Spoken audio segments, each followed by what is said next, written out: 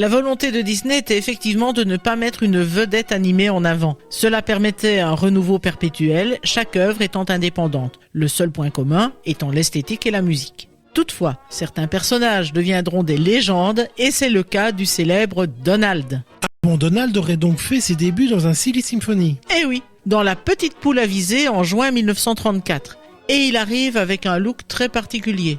Pas de costume de marin, mais un pantalon et un chapeau vert. Et il n'est pas le protagoniste principal de l'histoire qui, comme son nom l'indique, concerne une poule. Une bien courageuse mère poule qui doit nourrir ses poussins et qui n'obtient aucune aide de son entourage et encore moins de son voisin, un canard paresseux. Ah, en effet, on reconnaît bien Donald. Et donc, il va lui voler la vedette. Les gens l'adorent. Peut-être parce qu'on se reconnaît un peu en lui et que ses défauts qui l'entraînent dans des situations cocasses font rire. Contrairement à ce qui était prévu, on va alors l'utiliser à nouveau. De film en film, le public va se délecter des déboires du canard tout en se reconnaissant donc dans ses multiples travers. Conséquence, le voilà promu au rang de star et il prendra son indépendance jusqu'à en devenir le héros de ses propres histoires, tant au cinéma qu'en bande dessinée.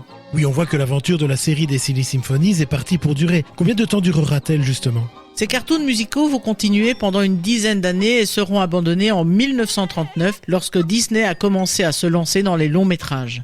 Le studio Disney a ainsi créé 75 dessins animés uniques présentant de nombreux personnages importants et constituant les prémices d'un héritage nombreux. Et l'histoire continuera avec les longs métrages qui sont les dignes héritiers des technologies utilisées pour ces cartoons.